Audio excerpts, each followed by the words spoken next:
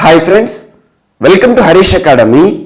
ఈరోజు వార్తలు నిలిచిన జాతీయ అంతర్జాతీయ రాష్ట్రీయ అంశాల గురించి, వార్తలు నిలిచిన వ్యక్తులు, అవార్డులు, పుస్తకాలు, మరి క్రీడా సంబంధిత సమాచారం ఒక్కొక్క అంశాన్ని వివరంగా తెలుసుకుందాం.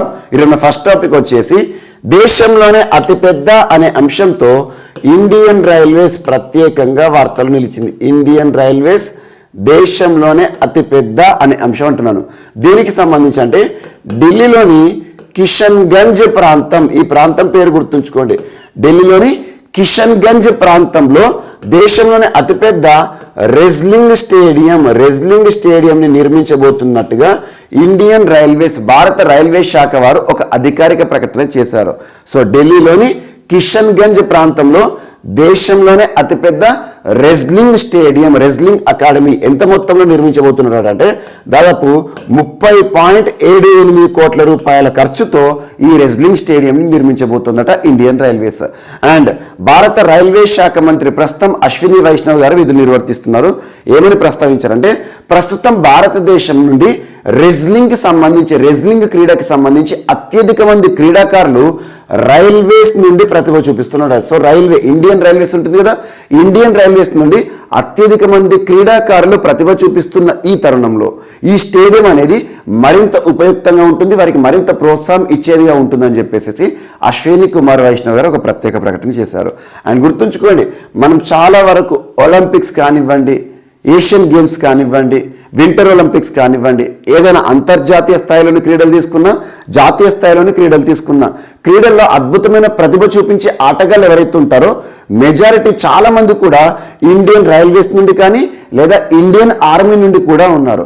సో అలా భారత రైల్వేలో చాలా అద్భుతమైన క్రీడాకారులు ఉన్నారు, వారికి చాలా వరకు ప్రోత్సాహం ఇవ్వాలి ప్రభుత్వం అని చెప్పేసి ఇలాంటి ఒక స్టేడియంని నిర్మించడం జరుగుతుంది. అండ్ ఇక్కడ గుర్తుంచుకోండి, దేశంలోనే అతిపెద్ద రెజ్లింగ్ స్టేడియంని ఇండియన్ రైల్వేస్ వారు నిర్మిస్తున్నారు. కానీ ఈ రెజ్లింగ్ స్టేడియం అనేది కేవలం రైల్వే పరిధిలోని సిబ్బందికి మాత్రమే కాదు. సో భారతదేశంలో యువత ఎవరైతే ఉంటారో, రెజ్లింగ్ క్రీడపై ఎవరైతే ఆసక్తి ఉంటారో వారికి ఈ స్టేడియం అనేది ఉపయుక్తంగా ఉంటుందని చెప్పేసి రైల్వే మినిస్ట్రీ వారు చేసిన ప్రకటన ఈరోజు వార్తలు వచ్చింది. సో దీని నిర్మాణం అతి త్వరలో మనం చూడబోతున్నాం. భారతదేశంలోనే అతిపెద్ద రెజ్లింగ్ స్టేడియం ఎక్కడ ఏర్పాటు కానుంది? ఢిల్లీలోని కిషన్గంజ్. ఎంత మొత్తంలో ప్రభుత్వం నిర్మిస్తోంది?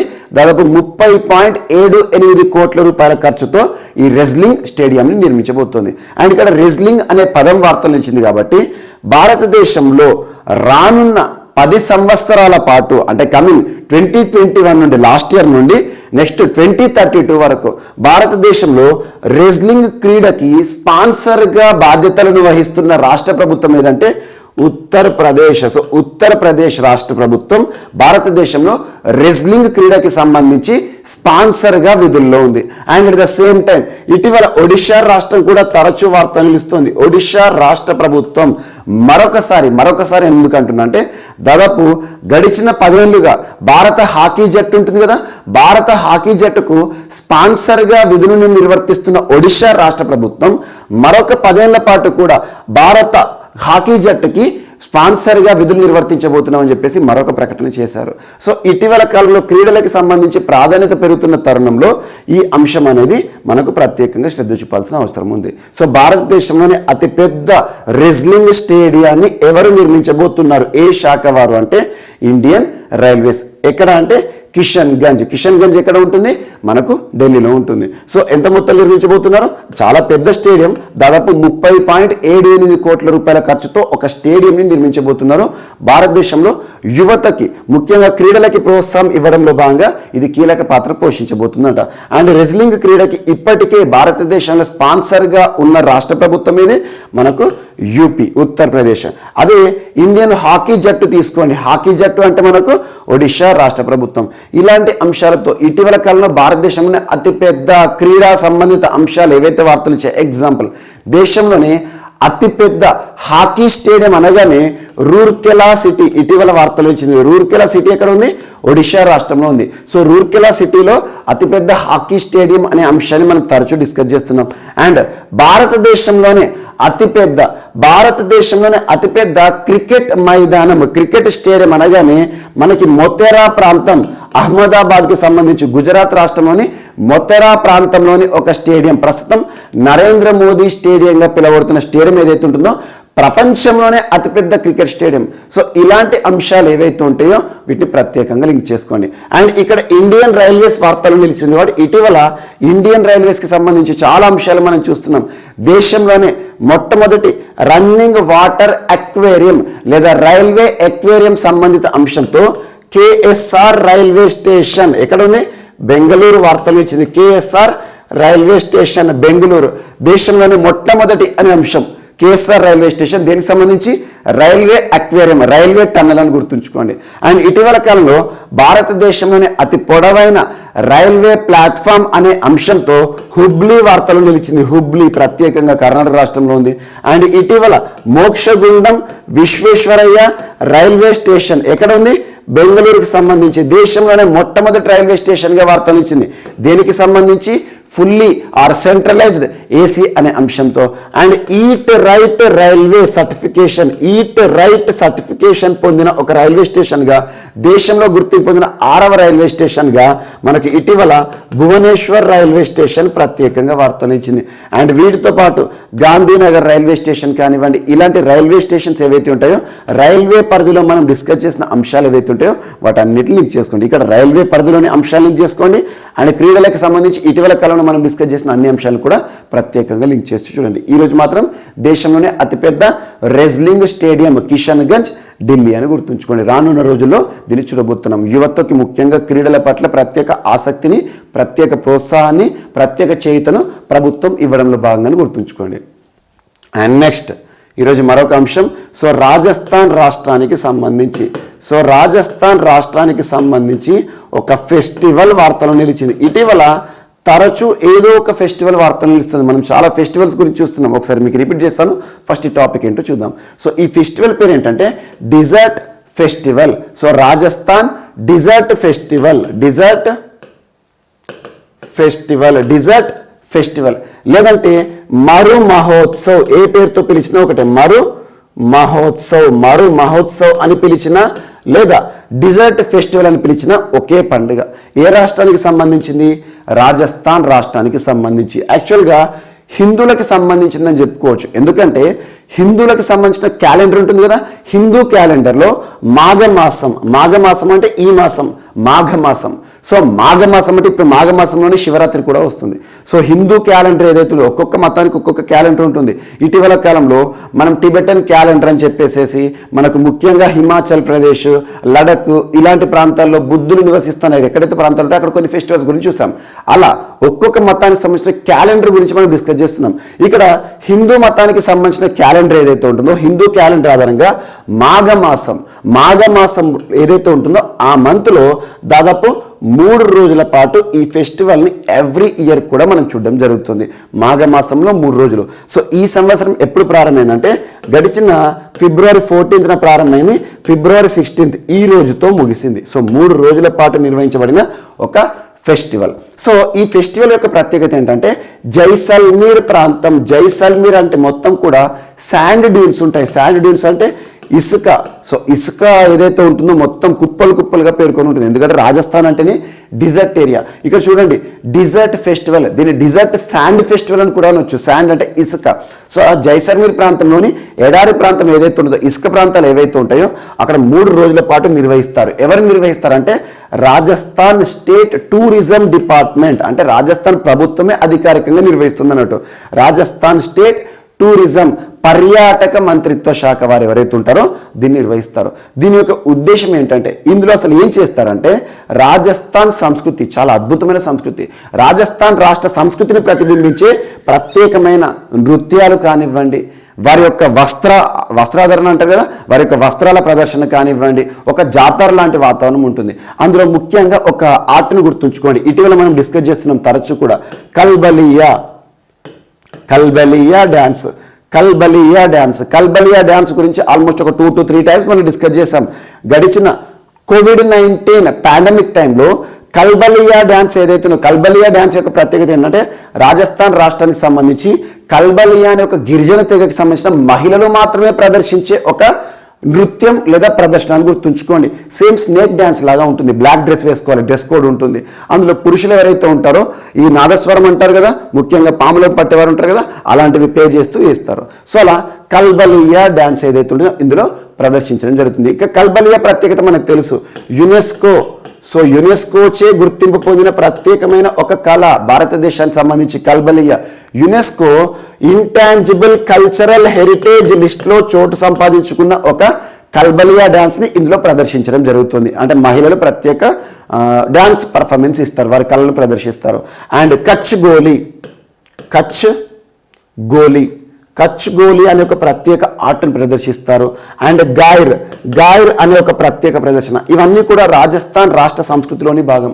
వీటితో పాటు రకరకాల మ్యూజిక్ కానివ్వండి, మ్యూజిక్ ప్లేస్ కానివ్వండి, సంగీతానికి సంబంధించిన ప్రదర్శనలు కానివ్వండి, రాజస్థాన్ రాష్ట్ర సంస్కృతిని ప్రతిబింబించే అన్ని అంశాలను కూడా ఇక్కడ మనం చూడవచ్చు. మరి ఎందుకు ఇక్కడ చూడండి, రాజస్థాన్ స్టేట్ టూరిజం డిపార్ట్మెంట్ అంటున్నాను, పర్యాటక మంత్రిత్వ శాఖ వారు. ముఖ్యంగా రాజస్థాన్ అంటేనే అత్యధికంగా పర్యాటకులను ఆకర్షించే ఒకానొక రాష్ట్రం. సో పర్యాటకులు ఎక్కువ మంది పోతూ ఉంటారు. రాజస్థాన్కి ఎక్కువ మంది పర్యాటకులు ఎలా వెళ్తారంటే ఇక్కడ ఉండే శాండ్ డ్యూన్స్ ఏవైతే ఉంటాయో, ఇసుక దిబ్బలు ఏవైతే ఉంటాయో వాటిని సందర్శించడానికి, అండ్ డిజర్ట్ ఏరియాని చూడడానికి, అండ్ రాజస్థాన్ సంస్కృతి ఏదైతే ఉందో అక్కడ డిఫరెంట్ స్వీట్స్ ఉంటాయి. సో రాజస్థాన్ సంస్కృతిని మొత్తం కూడా అబ్జర్వ్ చేయడానికి టూరిస్టులు వెళ్తూ ఉంటారు. సో ఇలా డిజర్ట్ శాండ్ ఫెస్టివల్ పేరుతో, మరు మహోత్సవ్ పేరుతో ఒక ఫెస్టివల్ నిర్వహించడం ద్వారా మరింత మందికి రాజస్థాన్ పట్ల అవగాహన కలుగుతుందని చెప్పేసి ప్రత్యేకంగా నిర్వహిస్తారు. ప్రతి నెల కూడా మాఘమాసం అని గుర్తుంచుకోండి. హిందూ క్యాలెండర్ ఆధారంగా మాఘమాసంలో మనం చూసే ఒక ఫెస్టివల్ రాజస్థాన్ రాష్ట్రానికి సంబంధించి. అండ్ ఇటీవల ఇలాంటి ఫెస్టివల్స్ని మనం తరచూ చూస్తున్నాం. లాస్ట్ ఒక 2 days బ్యాక్ జమ్మూ కాశ్మీర్లో కంచోత్ అనే ఒక ఫెస్టివల్ గురించి డిస్కస్ చేశాం. కంచోత్ ఫెస్టివల్ గురించే కానివ్వండి, అంతకుముందు జమ్మూ కాశ్మీర్ సంబంధించి బంగస్ వ్యాలీ ఫెస్టివల్ గురించి కానివ్వండి, అండ్ ఇటీవల కాలంలో లొసార్ ఫెస్టివల్ హెమిస్ ఫెస్టివల్ లడఖ్కి సంబంధించి, అండ్ ఇటీవల కాలంలో కాక్ బరోక్ ఫెస్టివల్ ఈశాన్య రాష్ట్రానికి సంబంధించి, సోలాంగ్ ఫెస్టివల్ అరుణాచల్ ప్రదేశ్ రాష్ట్రానికి సంబంధించి, అలా వార్తలు నిలుస్తున్న ఫెస్టివల్స్ ఏవైతే ఉంటాయో ఇటీవల కాలంలో మనం డిస్కస్ చేసిన ఫెస్టివల్స్ కానీ మేళాలు కానివ్వండి ప్రత్యేకంగా చూడండి. ఎందుకంటే రానున్న పోటీ పరీక్షలో మన సంస్కృతిని ప్రతిబింబించే ప్రత్యేకమైన పండుగలు కానివ్వండి, వేషధారణ పైన కూడా ప్రత్యేక ప్రశ్నలు చూసే అవకాశం ఉంటుంది. అండ్ ఇక్కడ రాజస్థాన్ రాష్ట్రం అంటున్నాను కాబట్టి ఇటీవల రాజస్థాన్ రాష్ట్రం కూడా తరచూ వార్తలు నిలుస్తుంది. దేశంలోనే మొట్టమొదటి రాష్ట్రంగా వార్త వచ్చింది. దీనికి సంబంధించి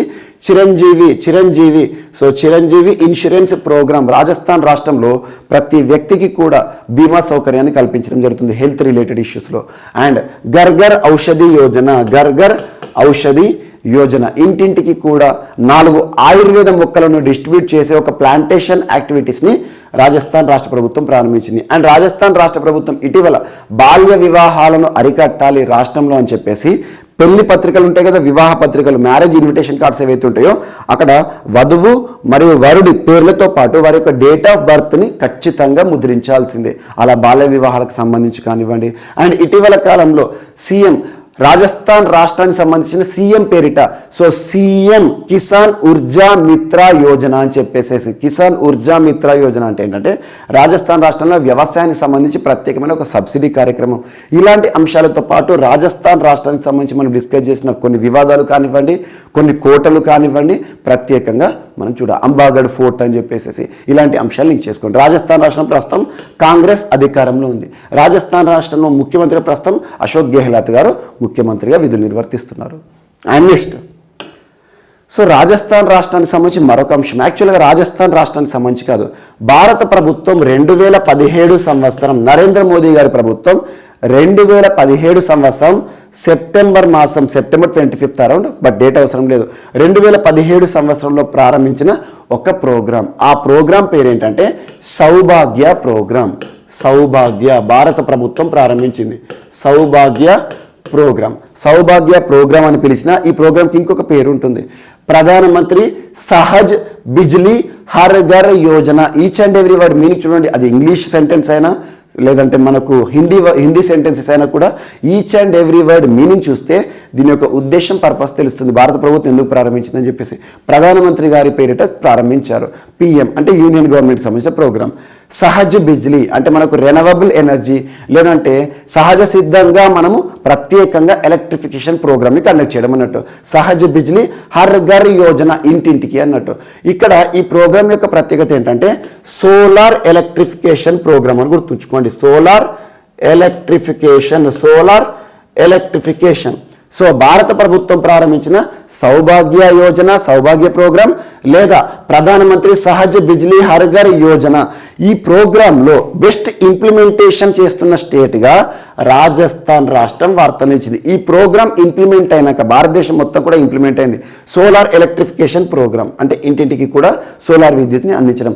సో ఇంప్లిమెంటేషన్లో రాజస్థాన్ రాష్ట్రం ఈరోజు టాప్ ప్లేస్లో వార్తలనిచ్చింది. ఈ ప్రోగ్రామ్ ఇంప్లిమెంటేషన్ నుండి as on today 1,23,682 house holds ఏవైతే ఉంటాయో, ఇండ్లు ఏవైతే ఉంటాయో వాటికి సోలార్ విద్యుదీకరణ చేయడం జరిగింది రాజస్థాన్ రాష్ట్రంలో. అండ్ సెకండ్ వచ్చేసి ఛత్తీస్గఢ్ రాష్ట్రంలో అరౌండ్ 65,000 హౌస్ హోల్డ్స్. తర్వాత ఉత్తరప్రదేశ్ రాష్ట్రం అరౌండ్ 53,000 హౌస్ హోల్డ్స్కి సోలార్ ఎలక్ట్రిఫికేషన్ని పూర్తి చేశారు ఆయా ప్రభుత్వాలు. అలా ఇక్కడ ఎగ్జామినేషన్ పాయింట్ ఆఫ్ లో ప్రశ్నలు ఎలా చూసే అవకాశం ఉందంటే కేంద్ర ప్రభుత్వం ప్రతిష్టాత్మకంగా ప్రారంభించిన సౌభాగ్య ప్రోగ్రాం లేదంటే ప్రధానమంత్రి సహజ్ బిజ్లీ హర్ ఘర్ యోజన, ఈ ప్రోగ్రాంలో బెస్ట్ పర్ఫార్మింగ్ స్టేట్గా ఇటీవల వార్తలు ఇచ్చిన రాష్ట్రం ఏది అంటారు రాజస్థాన్. అండ్ ఇక్కడ స్టాట్స్ ఏవైతే ఉంటాయో ఈ స్టాట్స్ పైన ప్రత్యేకంగా శ్రద్ధ చూపండి. ఎందుకంటే stats are not static. So ఇంకొక 1 yearలో ఈ స్టాట్స్ అనేవి చేంజ్ అయిపోతూ ఉంటాయి. ఎవ్రీ మంత్ కూడా స్టాట్స్ అనేవి మారుతూ ఉంటాయి. సో ఇక్కడ మాత్రం రాష్ట్రాల యొక్క ర్యాంకులను మాత్రమే చూడండి. ఫస్ట్ రాజస్థాన్, సెకండ్ వచ్చేసి ఛత్తీస్గఢ్, థర్డ్ వచ్చేసి యూపీ. ఏ ప్రోగ్రాము? ప్రధానమంత్రి సహజ్ బిజ్లీ హర్ ఘర్ యోజన సౌభాగ్య ప్రోగ్రామ్. సో ఈ ప్రోగ్రామ్ యొక్క ఉద్దేశం ఏంటి? Access to electricity to all willing house holds. ఎవరికైతే ఆసక్తిగా ఉంటారో ప్రతి ఇంటికి కూడా ఎలక్ట్రిసిటీని ప్రొవైడ్ చేయాలి. దీనికి substitution to kerosene. So kerosene ఏదైతే ఉంటుందో చాలా ఉంటాయి సౌభాగ్య ప్రోగ్రాంలో. కిరోసిన్ అంటే చాలా వరకు కూడా కొన్ని గ్రామీణ ప్రాంతాల్లో కిరోసిన్ వాడిచేసి మనం వంటలు చేయడం, ఆ కిరోసిన్కి సబ్స్టిట్యూట్ని వెతకడం. అండ్ ఎలక్ట్రిఫికేషన్ ఏదైతే ఉందో సోలార్ విద్యుత్ని కల్పించడం, at the same time improvement in educational services. So అలా మల్టిపుల్ అప్రోచ్లో ఈ ప్రోగ్రామ్ ప్రారంభించారో అందులో భాగంగా మాత్రం ఈ సోలార్ ఎలక్ట్రిఫికేషన్ ప్రోగ్రామ్ ఏదైతే ఉంటుందో అందులో రాజస్థాన్ రాష్ట్రం టాప్లో ఉంది. అండ్ నెక్స్ట్ కర్ణాటక రాష్ట్రం మరొకసారి వార్తలు నిలిచింది. కర్ణాటక రాష్ట్రం. సో కర్ణాటక రాష్ట్ర ప్రభుత్వం ఇటీవల తీసుకున్న నిర్ణయం పైన రాష్ట్ర అత్యున్నత న్యాయస్థానం రాష్ట్ర హైకోర్టు స్టే విధించింది. సో లేదంటే రాష్ట్ర హైకోర్టు ఆ కేసు ఏదైతే ఉంటుందో దాన్ని కొట్టివేశారు. సింపుల్గా ఏంటంటే కర్ణాటక. సో కర్ణాటక రాష్ట్ర ప్రభుత్వం తీసుకున్న నిర్ణయం ఏంటంటే ఇది కర్ణాటకకు సంబంధించింది. ఇందాక మనం రాజస్థాన్ రాష్ట్రం గురించి చూసాం, ఇది కర్ణాటక రాష్ట్రం. సో కర్ణాటక రాష్ట్ర ప్రభుత్వం ఇటీవల తీసుకున్న నిర్ణయం ఏంటంటే రాష్ట్రంలో ఆన్లైన్ గేమ్స్, ఆన్లైన్ లేదా వర్చువల్ గేమ్స్ ఏవైతే ఉంటాయో వాటిని నిషేధిస్తూ, వాటికి సంబంధించి బెట్టింగ్స్ ఏవైతే ఉంటాయో ఆన్లైన్ బెట్టింగ్స్ని నిషేధిస్తూ ఒక సవరణను కూడా తీసుకొచ్చింది కర్ణాటక రాష్ట్ర ప్రభుత్వం. Karnataka state police amendment act 2021, Karnataka state police amendment act 2021 ఆ ఒక సవరణ తీసుకొచ్చి పోలీసులకు కొన్ని అధికారాలను ఇచ్చారు. ఆ అధికారాలు ఏంటంటే కర్ణాటక రాష్ట్రంలో టోటల్గా కర్ణాటక రాష్ట్రంలో ఆన్లైన్ గేమింగ్స్ ఏవైతే ఉంటాయో, ఆన్లైన్ అంటే మనకు ఓన్లీ కర్ణాటక రాష్ట్రానికే పరిమితం కాదు, దేశవ్యాప్తంగానూ ప్రపంచవ్యాప్తంగానూ ప్రస్తుతం ట్రెండ్ ఏంటంటే ఆన్లైన్ విధానానికి మనం అడిక్ట్ అయిపోయాం. ఆన్లైన్లో గేమ్స్ కానివ్వండి, ఆన్లైన్లో ఆర్డర్స్ కానివ్వండి, ఆన్లైన్లో మూవీస్ కానివ్వండి. సో అలా ఆన్లైన్లో బెట్టింగ్స్ కానివ్వండి లేదా ఆన్లైన్ గేమ్స్ కానివ్వండి, బెట్టింగ్స్ వేసి ఆడే గేమ్స్ ఏవైతే ఉంటాయో వాటిని నిషేధించాలని చెప్పేసి కర్ణాటక రాష్ట్ర ప్రభుత్వం పోలీస్ సవరణ చట్టం తీసుకొచ్చేసేసి అమలు చేస్తుంది. దీనిపైన ఈ వర్చువల్ గేమ్స్ లేదా ఆన్లైన్ గేమ్స్ని రూపకల్పన చేసే సంస్థలు ఉంటాయి కదా, ఏ సంస్థలు అయితే ఈ రంగం పైన ఆధారపడ్డారో వారు కర్ణాటక రాష్ట్ర హైకోర్టుని ఆశ్రయించారు. కర్ణాటక రాష్ట్ర హైకోర్టు అంటే బెంగళూరు హైకోర్టు. సో ఆశ్రయించిన తర్వాత కోర్టు ఏం చెప్తుందంటే ఇలా నిషేధాజ్ఞలను విధించుకుంటూ పోతే రాష్ట్ర ఆర్థిక వ్యవస్థ ఏం కావాలి, భారత ఆర్థిక వ్యవస్థ ఏం కావాలి? ఎందుకంటే ప్రస్తుతం నడుస్తుంది ఈ ఆన్లైన్ గేమింగ్స్ అనేది ట్రెండ్గా ఉంది. మొబైల్ ప్రీమియర్ లీగ్ కానివ్వండి, అండ్ అందులోనూ కర్ణాటక రాష్ట్ర ప్రభుత్వం ఇటీవల కాలంలో దేశంలోని మొట్టమొదటిసారి ఇంజనీరింగ్ R&D పాలసీని కూడా విడుదల చేసింది. ఒకవైపు చూస్తేనేమో టోటల్గా టెక్నాలజీని డెవలప్ చేయాలంటారు. ఇటీవల కాలంలో దేశంలోనే మొట్టమొదటి AVGC సెంటర్, యానిమేషన్ గేమింగ్ ప్రత్యేకమైన ఒక సెంటర్ని కూడా ప్రారంభించింది మనకు కర్ణాటక రాష్ట్రం. లాస్ట్ ఒక 15 days బ్యాక్ మనం డిస్కస్ చేస్తాం. ఇన్ని ఇన్నోవేషన్స్ తీసుకున్నప్పుడు ఈ వర్చువల్ విధానంలో, ఆన్లైన్ విధానంలో బెట్టింగ్స్ ఏవైతే ఉంటాయో వీటిపైన నిషేధాంశాలు విధిస్తే రాష్ట్ర ప్రభుత్వానికి జరిగే మేలేంటి, అండ్ ఇక్కడ ఏదైతే ఉంటుందో సంస్థల యొక్క హక్కులను కాపాడే విధంగా కర్ణాటక రాష్ట్ర ప్రభుత్వం తీసుకున్న ఈ నిర్ణయం పైన హైకోర్టు అడ్డుకట్ట వేసేసింది. జస్ట్ గుర్తుంచుకోండి. సో ఇటీవల ఆన్లైన్ గేమ్స్ని నిషేధించిన రాష్ట్రంగా ఏ రాష్ట్రం వార్తలు ఇచ్చింది, ఆ రాష్ట్రానికి సంబంధించి ఏ హైకోర్టు ఈ ప్రభుత్వం తీసుకున్న నిర్ణయాన్ని అడ్డుకట్ట వేసింది అంటారు. సో కర్ణాటక రాష్ట్రం. సో ఇటీవల కర్ణాటక రాష్ట్రానికి సంబంధించి తరచు మనం డిస్కస్ చేసిన కొన్ని అంశాలు ఇటీవల కాలంలో మనం నిన్నటి రోజున లాస్ట్ ఫిబ్రవరి, సో మనకి February 14th మొన్న, సో February 14th రోజున రాష్ట్ర ప్రభుత్వం ప్రారంభించిన ప్రత్యేక ఇనిషియేటివ్ రాష్ట్రంలో ఎడ్యుకేషన్కి సంబంధించి నమ్మా షాలే, NAMMA, నమ్మా షాలే నన్నా కొడుగే, నమ్మా షాలే నన్నా కొడుగే అనేది ఒక app, my school my contribution. So రాష్ట్రంలోని ప్రభుత్వ పాఠశాలలు ఏవైతే ఉంటాయో ప్రభుత్వ పాఠశాలలకు సంబంధించిన సంపూర్ణ సమాచారం ఈ యాప్లో మనకు లభిస్తుంది. ఏ పాఠశాల అయితే ఏ సౌకర్యాలు లేకుండా బాధపడుతుందో అందులో మన కంట్రిబ్యూషన్ కూడా ఇవ్వచ్చు. డైరెక్ట్ ఆన్లైన్లో స్కూళ్ళకి డొనేషన్ ఇచ్చే ఒక ప్రోగ్రామ్ అని గుర్తుంచుకోండి. February 14th రాష్ట్ర ప్రభుత్వం ప్రారంభించింది. అండ్ కర్ణాటక రాష్ట్రం ఇటీవల తరచు వార్తలు ఇస్తుంది. దేశంలోని మొట్టమొదటి రాష్ట్రం ట్రాన్స్జెండర్లకు 1% రిజర్వేషన్ కల్పిస్తున్న రాష్ట్రం ఉద్యోగ అవకాశాల్లో. అండ్ దేశంలోని మొట్టమొదటి AVGC సెంటర్ ఇటీవల కర్ణాటక రాష్ట్రంలో ఏర్పాటైంది. అండ్ దేశంలోనే అతిపెద్ద కొప్పల్ టాయ్ క్లస్టర్ ఇటీవల కర్ణాటక రాష్ట్రానికి సంబంధించి మనం డిస్కస్ చేసాం. కొప్పల్ అనే ప్రాంతంలో ఒక పెద్ద టాయ్ క్లస్టర్. అండ్ ఇటీవల కాలంలో కర్ణాటక దేశంలోని మొట్టమొదటి రాష్ట్రం రీసెర్చ్ అండ్ డెవలప్మెంట్, ఇంజనీరింగ్ R&Dని విడుదల చేసిన ప్రత్యేకమైన పాలసీని రూపకల్పన చేసిన ప్రత్యేక రాష్ట్రం. అండ్ జనస్పందన, జనసేవక అనే ప్రత్యేక ఇనిషియేటివ్స్. అండ్ ఇటీవల కాలంలో ఎడ్యుకేషన్ రిలేటెడ్ ప్రోగ్రామ్స్ కానివ్వండి. అట్ ద సేమ్ టైం ఇటీవల కర్ణాటక రాష్ట్రానికి సంబంధించి నూతనంగా ఏర్పడిన కర్ణాటక రాష్ట్రంలో 31వ జిల్లాగా విజయనగర జిల్లా. ఇలాంటి అంశాలు ఏవైతే ఉంటాయో వాటిని ప్రత్యేకంగా లింక్ చేసి చూడండి. ఈరోజు ఆన్లైన్ గేమ్స్ ఏవైతే ఉంటాయో, వర్చువల్ గేమ్స్ ఏవైతే ఉంటాయో వాటి విషయంలో కోర్టు జోక్యం అనే అంశం వార్తలు నిలిచింది. అండ్ నెక్స్ట్ డాబర్ సంస్థ భారతదేశంలో యాక్చువల్గా ఆయుర్వేదిక్ సంస్థ అనుకోవచ్చు. ప్రపంచంలోనే అతిపెద్ద ఆయుర్వేదిక్ ప్రోడక్ట్స్ని తయారు చేసిన సంస్థ అనుకోవచ్చు. సో డాబర్ హెడ్ క్వార్టర్ ఎక్కడ అంటే న్యూఢిల్లీ. సో న్యూఢిల్లీ కేంద్రంగా పనిచేస్తున్న భారతదేశంలో డాబర్ స్టోర్స్ చాలా ఉన్నాయి, మ్యానుఫ్యాక్చరింగ్ కేంద్రాలు కూడా చాలా ఉన్నాయి. ఈరోజు దేశంలోనే మొట్టమొదటి అనే అంశంతో వార్తలు వచ్చింది. సో ఇండియాస్ ఫస్ట్ కంపెనీ, ఒక ప్రైవేట్ కంపెనీ దేనికి సంబంధించి అంటే ప్లాస్టిక్ వేస్ట్ న్యూట్రల్ కంపెనీగా ఇటీవల వార్తలు ఇచ్చిన దేశంలోనే మొట్టమొదటి ప్రైవేట్ కంపెనీ ఏది అంటే డాబర్. సో ఇక్కడ ప్లాస్టిక్ వేస్ట్ న్యూట్రల్ కంపెనీ అంటున్నాను. So each and every word meaning చూడండి. ప్లాస్టిక్ వేస్ట్ అంటే ప్లాస్టిక్ వ్యర్థాలు. డాబర్లో ప్లాస్టిక్ వ్యర్థాలు ఏంటి? డాబర్ ప్రోడక్ట్స్ ఉంటాయి కదా, వారి నుండి వచ్చే వస్తువులు మనకు ఏవైతే ఉంటాయో, మనము తీసుకునే గ్రాసరీస్ కానీ మనం పొందే ఏవైతే వస్తువులు ఉంటాయో వాటిని ప్లాస్టిక్ ప్యాకేజింగ్లో ఉంటాయి, ప్లాస్టిక్ కవర్స్లో కానీ ప్లాస్టిక్ బాటిల్స్లో కానీ. అలా డాబర్ నుండి ప్లాస్టిక్ అనేది జనరేట్ అవుతుంది. సో అలా జనరేట్ అయిన ప్లాస్టిక్ ఏదైతే ఉంటుందో, ప్లాస్టిక్ వేస్ట్ ఉంటుంది కదా, వినియోగదారులు ఆ వస్తువులను కొన్న తర్వాత వాటన్నిటిని కూడా కలెక్ట్ చేస్తోంది డాబర్ సంస్థ. దాదాపు గడిచిన సంవత్సరంలో దాదాపు 54,000 మెట్రిక్ టన్నుల ప్లాస్టిక్ వేస్ట్ని వాళ్ళు రీసైకిల్ చేశారు. ఇక్కడ అసలు సెంటెన్స్ అర్థం చేసుకోవాలి. ప్లాస్టిక్ వేస్ట్ న్యూట్రల్ కంపెనీ అంటే ఏంటంటే ఎంతైతే ఇక్కడ ప్లాస్టిక్ రహిత కంపెనీ కాదు, వాళ్ళు ప్లాస్టిక్ని యూజ్ చేస్తున్నారు, ప్లాస్టిక్లో ప్యాక్ చేస్తున్నారు. కానీ ఏదైతే ప్లాస్టిక్ని వాళ్ళు యూజ్ చేస్తున్నారో, ఏదైతే ప్లాస్టిక్ని వాళ్ళు మార్కెట్లోకి తీసుకొస్తున్నారో దాన్ని మొత్తం న్యూట్రల్ చేస్తున్నారు. అంటే ఆ ప్లాస్టిక్ మొత్తాన్ని కూడా కలెక్ట్ చేసేసి దాన్ని రీసైకిల్ చేయడం, రీయూజ్లోకి తీసుకురావడం. అంటే ప్లాస్టిక్ మేనేజ్మెంట్ విషయంలో అద్భుత పనితీరు ప్రదర్శిస్తున్నారు. అలా దేశంలోని మొట్టమొదటి ప్రైవేట్ కంపెనీగా డాబర్ కంపెనీ, ఒక ఆయుర్వేద కంపెనీ, భారతదేశంలో దాదాపు 4వ అతిపెద్ద గ్రాసరీ సంస్థ అని గుర్తుంచుకోండి. అండ్ ప్రపంచంలోనే అతిపెద్ద ఆయుర్వేదిక్ ఉత్పత్తులు చేస్తున్న సంస్థ డాబర్ దేశంలోనే మొట్టమొదటి ప్లాస్టిక్ వేస్ట్ న్యూట్రల్ కంపెనీగా ప్రత్యేకంగా వార్తనిచ్చింది. మనందరికీ తెలుసు భారత ప్రధాని నరేంద్ర మోదీ గారు దాదాపు 2070 సంవత్సరం వరకల్లా 2070 సంవత్సరం కల్లా నెట్ జీరోని సాధించాలి అని చెప్పారు. నెట్ జీరో అంటే ఉద్దేశం ఏంటి?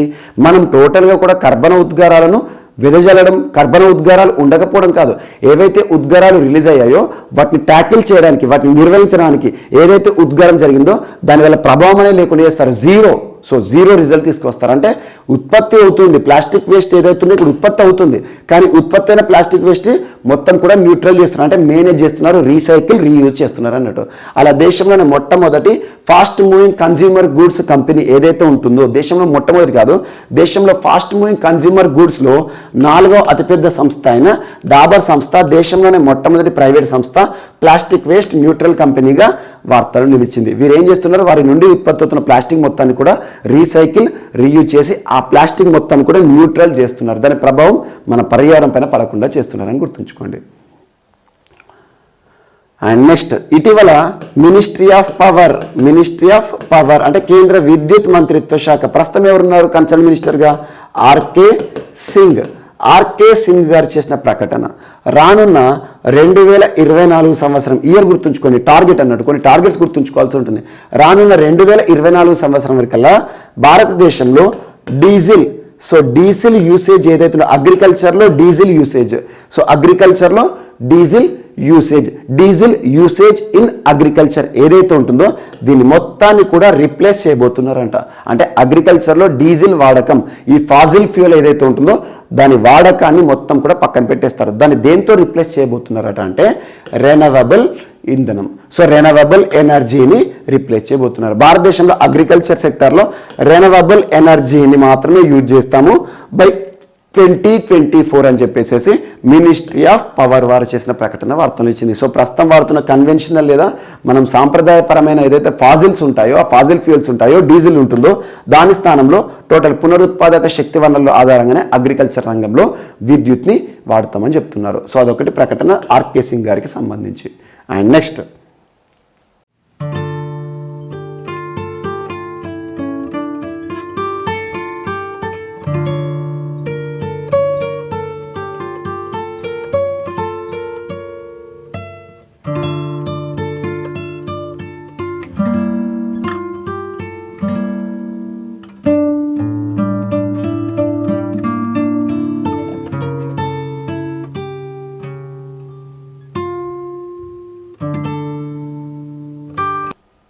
ఈరోజు మన నెక్స్ట్ టాపిక్ వచ్చేసి World Health Organization WHO launch చేసిన ఒక ప్రత్యేక యాప్ వార్తలు నిలిచింది. Quit tobacco app. Each and every word meaning చూడండి, ఆటోమేటిక్గా దీని యొక్క పర్పస్ ఏంటో తెలుస్తుంది. ఒక అప్లికేషన్ని WHO వారు విడుదల చేశారు.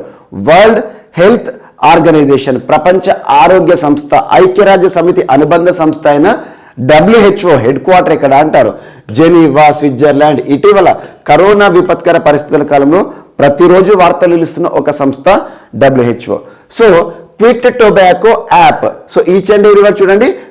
టొబాకో ఏదైతే ఉంటుందో టొబాకోని విడిచిపెట్టండి అని చెప్పే ఉద్దేశంలో భాగంగా పొగాకు ఉత్పత్తుల వల్ల, పొగాకు ప్రోడక్ట్స్ ఏవైతే ఉంటాయో వీటి వల్ల మానవాళి పైన జరుగుతున్న దుష్పరిణామాలు ఏవైతే ఉంటాయో, టొబాకోకి అడిక్ట్ అయ్యారనుకోండి, ఎవరైనా తరచూ సిగరెట్ తాగడం, బీడీ తాగడం చేశారనుకోండి, టొబాకో ప్రోడక్ట్స్ తీసుకుంటారనుకోండి, వారు ఎదుర్కొనే సమస్యలు ఏంటి, దాని యొక్క ప్రభావం మనపైన ఎంత తీవ్రంగా ఉంటుంది, ఇలాంటి అంశాలన్నింటినీ కూడా మనకు తెలియజేయాలి అనే ఉద్దేశంలో భాగంగా టొబాకోను క్విట్ చేపించాలి ప్రజలందరూ చెప్పడంలో భాగంగా ఒక ప్రత్యేక యాప్ని WHO వారు లాంచ్ చేశారు.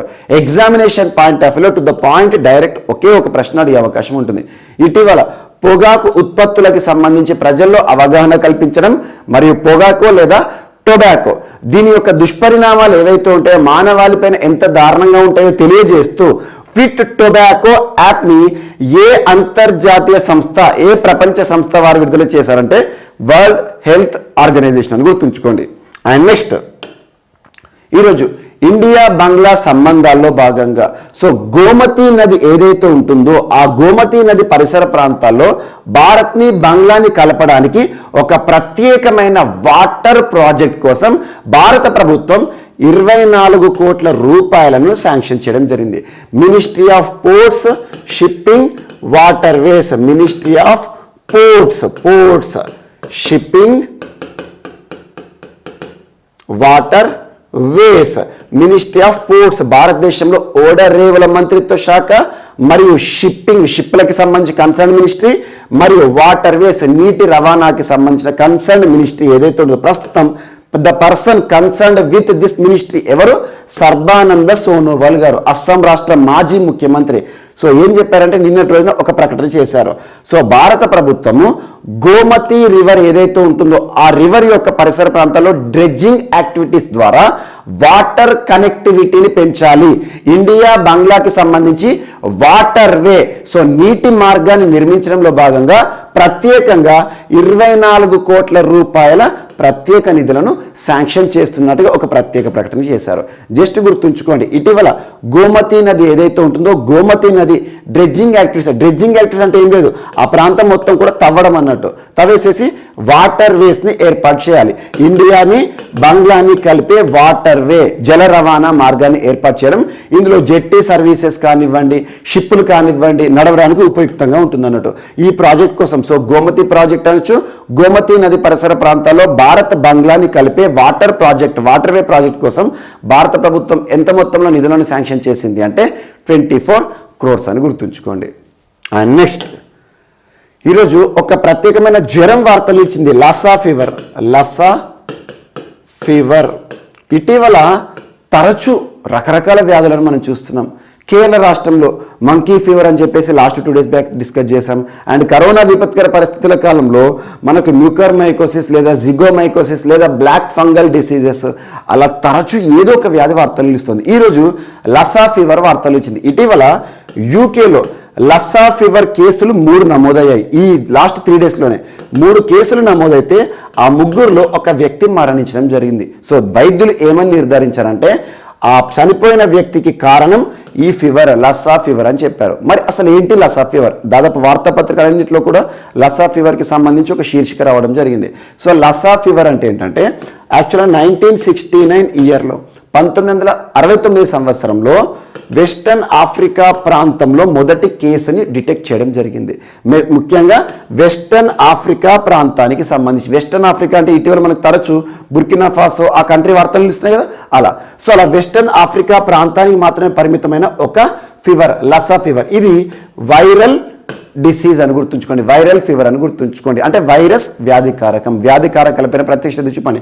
ఇటీవల వార్తలు ఇచ్చిన లసా ఫీవర్ దానికి కారణమైనది ఏంటి అంటే వైరసా, బ్యాక్టీరియా, ప్రోటోజోవనా, ఫంగల్ ఇలా అడుగుతారు. సో ఇది ఒక వైరల్ ఫీవర్. ముఖ్యంగా ఎవరికి వస్తుందంటే ఈ ర్యాట్స్ ఉంటాయి కదా, సో ర్యాట్స్ యొక్క ఫీకల్ మ్యాటర్ కానివ్వండి, ర్యాట్స్ యొక్క యూరిన్ ఉంటుంది కదా, అంటే మన పరిసర ప్రాంతాల్లో ఎక్కువగా ఎలుకలు సందర్శించాయి అనుకోండి, ఎలుకలు ఎక్కువగా కనబడుతున్నాయి అనుకోండి, ర్యాట్ యొక్క ఎక్స్క్రిటా ఏదైతే ఉంటుందో అవి విసర్జించే పదార్థాలు ఏవైతే ఉంటాయో అండ్ యూరిన్ కానివ్వండి, వాటి ద్వారా కంటామినేట్ అయ్యే వస్తువులను మనం తాకినా ఆ కంటామినేట్ అయ్యే ప్రోడక్ట్స్ ఏవైతే మన శరీరంలోకి ప్రవేశించినా కూడా మనకు మ్యాక్సిమం ఈ డిసీజ్ ఏదైతే ఉంటుందో లసా ఫీవర్ వచ్చే అవకాశాలు ఉంటాయి. సో సివియారిటీ ఏ రకంగా ఉంటుందంటే కొన్ని సిమ్టమ్స్ చాలా మైల్డ్గా ఉంటాయి, కొన్ని సందర్భాల్లో ప్రాణాంతకంగా కూడా మారవచ్చు అని చెప్పేసి వైద్యులు చెప్తున్నారు. ఇలా యూకేలో 3 కేసులు నమోదవుతే ఒక వ్యక్తి చనిపోయారు. అలా లసా ఫీవర్ అనేది వార్తల్లోకి వచ్చింది. సో వరల్డ్ హెల్త్ ఆర్గనైజేషన్ వారు లసా ఫీవర్ గురించి ఏం చెప్తున్నారంటే what is Lassa fever? Lassa fever is a viral illness that typically occurs in western Africa. పశ్చిమ ఆఫ్రికా ప్రాంతంలోని కొన్ని ప్రాంతాల్లో చూసే ఒక వైరల్ ఫీవరే Lassa fever. And next how is Lassa fever spreaded అంటే ఏ రకంగా స్ప్రెడ్ అవుతుంది, ఏ రకంగా వ్యాప్తి చెందుతుంది అన్నట్టు. The Lassa virus is transmitted to humans mainly through handling rats. ఎలుకలను పట్టుకునేవారు ఉంటారు కదా వాళ్ళు, handling rats and food or household items contaminated by rats urine or rats excreta అని గుర్తుంచుకోండి. The virus can spread between people through direct contact with the body fluids of a person infected with the Lassa fever. ఏం లేదు, direct contact తోటి కూడా contamination మనకి ఏదైతే ఉంటుందో ఈ వ్యాధి వ్యాప్తి చెందడం జరుగుతుందంట. అంటే ఇది అంటువ్యాధిని గుర్తుంచుకోండి. అండ్ నెక్స్ట్ వచ్చేసి what are the symptoms of Lassa fever? So symptoms ఏ రకంగా ఉంటే మైల్డ్గా చూస్తే ఫీవర్ వస్తుంది, ఫస్ట్ హెడేక్ రావచ్చు అండ్ సోర్ థ్రోట్, సో గొంతులో గరగర ఉంటుంది. అండ్ ఇంకా కొంత డెప్త్గా వెళ్ళిపోతే chest and muscle pains, so గుండెలో నొప్పి రావడం కానివ్వండి, కణజాలాలు ఏవైతే మన యొక్క టిష్యూస్ మజిల్స్ నొప్పి పెట్టడం కానివ్వండి, and nausea vomiting, so vomiting చేసుకోవడం కానివ్వండి, అండ్ డయేరియా అంటే టోటల్ కూడా వాటర్ మొత్తం కూడా డిహైడ్రేట్ అవ్వడం, అండ్ నెక్స్ట్ ఫేషియల్ స్వెల్లింగ్, మొహం మొత్తం కూడా ఉబ్బినట్టుగా కనబడుతుంది. And in severe cases bleeding from the mouth, nose and gastrointestinal tract, అంటే చివరికి బ్లీడ్ టు డెత్, ఒక మనిషి రక్తం కక్కుని చచ్చిపోయే అవకాశాలు కూడా ఉంటాయంట. సో లసా ఫీవర్ అనేది ఇటీవల వార్తలను ఇచ్చింది. వెస్టర్న్ ఆఫ్రికా ప్రాంతానికి సంబంధించిన ఫీవర్. ఇటీవల ఈ ముగ్గురు ఎవరైతే యూకేలో డిటెక్ట్ అయ్యారో వారు వాళ్ళ ట్రావెల్ జర్నీని కనుక మనం అబ్జర్వ్ చేస్తే వాళ్ళు వెస్టర్న్ ఆఫ్రికా ప్రాంతం నుండి వచ్చినవారు అంట. ఇది ఒకటి ఇంపార్టెంట్. అండ్ నెక్స్ట్ ఈరోజు వార్తల్లో నిలిచిన పర్సన్స్. సో వార్తల్లో వ్యక్తుల విషయానికి వస్తే ఫస్ట్ గీతా మిట్టల్ గారు గురించి ఒకసారి మనం డిస్కస్ చేసాం. ముఖ్యంగా జమ్మూ కాశ్మీర్ హైకోర్టు ఏదైతే ఉంటుందో, జమ్మూ కాశ్మీర్ హైకోర్టు మాజీ ప్రధాన న్యాయమూర్తిగా గుర్తింపు పొందిన గీతా మిట్టల్ గారిని ఈరోజు Delhi high court chairperson of committee of administrators ఒక అడ్మినిస్ట్రేటర్స్ యొక్క కమిటీకి చైర్పర్సన్గా నియమించారు. ఏ సంస్థకి సంబంధించి అంటే table tennis federation of India. భారతదేశంలో టేబుల్ టెన్నిస్ ఉంటుంది క్రీడ. So table tennis federation of ఇండియాకి సంబంధించిన అన్ని వ్యవహారాలను కూడా చూసుకునే ఒక కమిటీ. సో ఆ కమిటీ ఏంటిది? సో చైర్మన్ అంటే ఆ కమిటీకి చైర్మన్గా, so chairman of the committee of the administrators. Table tennis federation of ఇండియాలో కమిటీ అనేది ఒకటి ఉంది. కమిటీ ఆఫ్ అడ్మినిస్ట్రేటర్స్ అంటే పరిపాలకులు ఏదైతే ఉంటుందో ఈ సంస్థకి సంబంధించిన పాలకులు, వారికి సంబంధించిన కమిటీకి చైర్పర్సన్. సింపుల్గా ఈ సంస్థకి చైర్పర్సన్ అని గుర్తుంచుకోండి సరిపోతుంది. టేబుల్ టెన్నిస్ ఫెడరేషన్ ఆఫ్ ఇండియాకి సంబంధించి చైర్పర్సన్ ఆఫ్ కమిటీ ఆఫ్ అడ్మినిస్ట్రేటర్గా ఇటీవల వార్తలు ఇచ్చిన జమ్మూ కాశ్మీర్ మాజీ ప్రధాన న్యాయమూర్తి ఎవరు అంటారు? జమ్మూ కాశ్మీర్ హైకోర్టు మాజీ ప్రధాన న్యాయమూర్తి అంటే గీతా మిట్టల్ గారు. అండ్ నెక్స్ట్ కసిరెడ్డి వెంకట రాజేంద్రనాథ్ రెడ్డి గారు. సో సీనియర్ ఐపీఎస్ అధికారి, Indian police services senior IPS అధికారి అయిన కసిరెడ్డి వెంకట రాజేంద్రనాథ్ రెడ్డి గారిని ఆంధ్రప్రదేశ్ రాష్ట్ర ప్రభుత్వం, ఏపీ స్టేట్ గవర్నమెంట్ రాష్ట్రంలో నూతన పోలీస్ బాస్గా, నూతన డీజీపీగా నియమిస్తూ ఉత్తర్వులను విడుదల చేసింది. So director general of police అనేది ఒక రాష్ట్ర పోలీస్ డిపార్ట్మెంట్కి సంబంధించి, పోలీస్ డిపార్ట్మెంట్ అనేది స్టేట్ జాబితా, రాష్ట్ర జాబితాలోని అంశం. సో ఆంధ్రప్రదేశ్ రాష్ట్ర పోలీస్ డిపార్ట్మెంట్కి బాస్ అన్నట్టు, సో పోలీస్ హెడ్ అన్నట్టు.